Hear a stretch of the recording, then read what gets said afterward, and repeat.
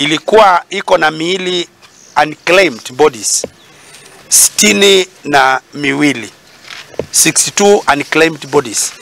Hii ni miili ambayo inarokotwa na polisi kutoka kwa scene of accident, ingine ni kwa vichaka, na yote inatoka sehemu za Nairobi, Kiambu, Kajiado, Makueni, Kitui na kwingineko. Hivyo basi ilikuwa imejazana kwa mortuary mpaka kwamba hata mgonjwa akiaga kwa hii hospitali hakuna mahali yangewekwa.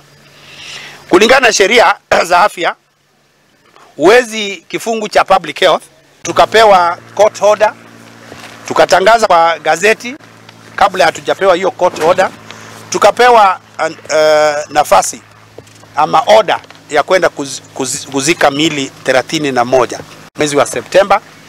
Hiyo ni katika jitihada zetu za kudicongest hiyo mortuary ili tufungue nafasi za wagonjwa ama watu ambao wangependa kutumia mortuary. Mabadiliko yale yamefanywa hapa ni mabadiliko unaona. There had been a lot of neglect for so many years. That mortuary had been neglected for over 15 years without any improvement. But we've done improvement on it.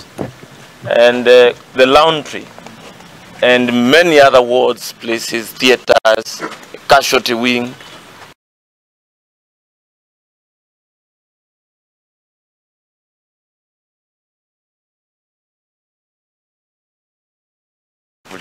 But not politic with matters health.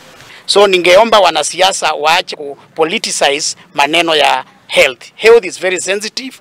We do not want to play around with the health. It is a matter that Her Excellency takes very dear to her heart, and that's why we've come here. And najua tukisikiza gavana wetu vile amekuwa anaongea, hii mwaka inakuja tunaenda kuweka bajeti ya kuweka funeral home moja hapa na ile ingine ile saidi ya hospitali ya Matuu. Sababu ni gani?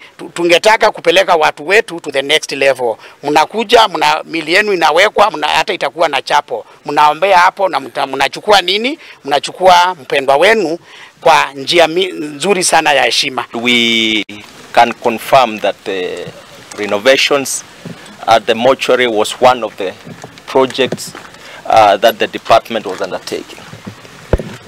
As to whether there was a close down of the mortuary, I believe that even when you are renovating your own house, you sacrifice your kids to sleep in the kitchen.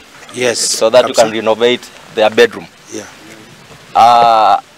I hereby urge our colleagues and any other person who might have a divergent opinion to explore the ways that have been provided to air that divergency of thought.